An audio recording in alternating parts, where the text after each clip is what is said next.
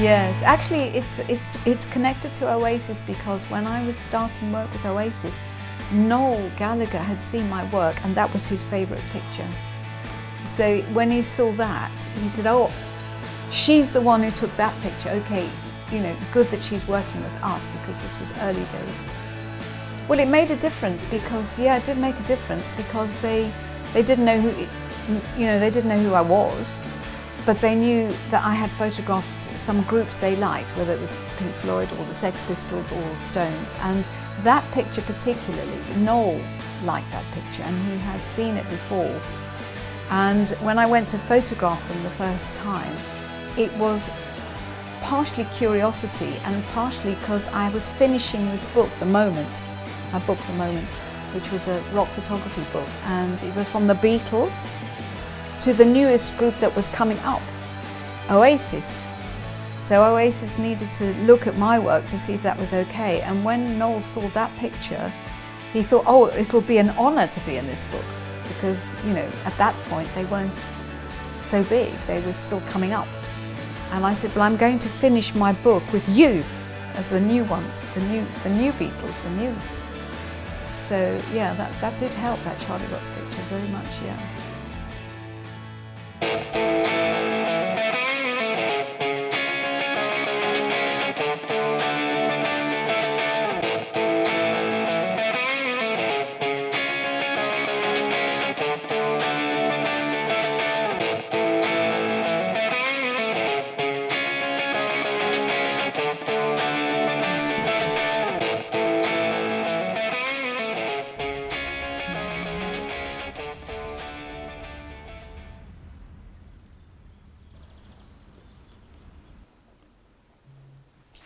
They'd been on a tour bus and they'd come to San Francisco, and they were all a bit kind of crumpled. You know, their clothes were a bit crumpled and they were quite tired from the tour bus. But we went to the boardwalk in San Francisco, one of them, and did this shot. And nobody knew who they were at that time at all. You know, nobody in America.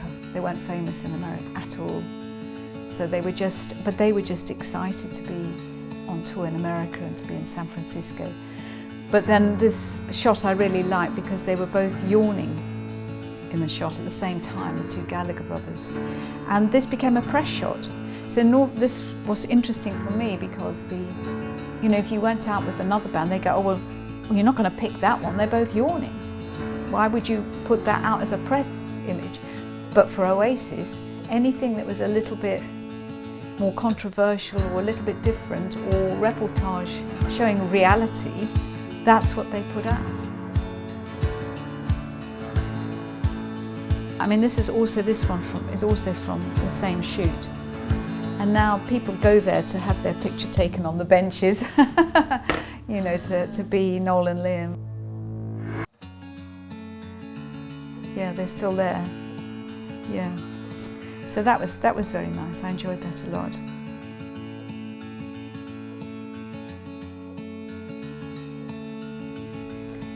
This is a classic. This is from the cover of the book. We were supposed to do a press shoot, and we were supposed to meet in the hotel room, in Noel's room at, I don't know, 11 o'clock or 10 o'clock.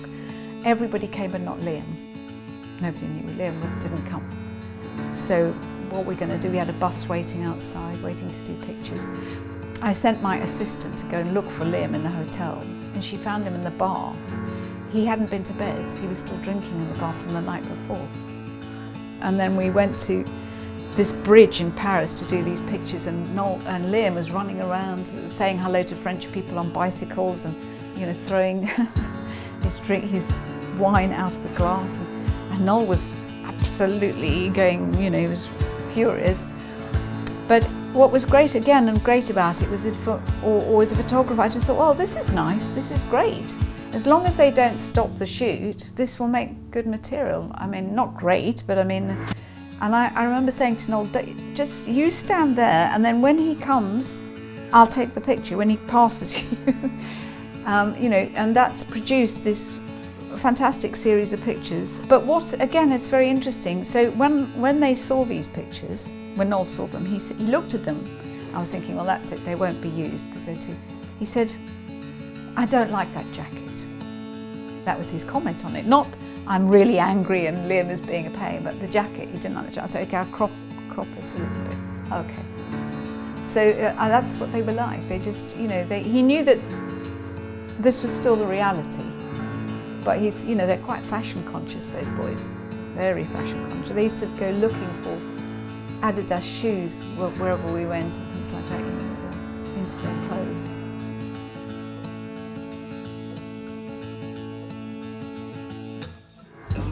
This is a nice picture as well. I like this one. It's a very simple picture.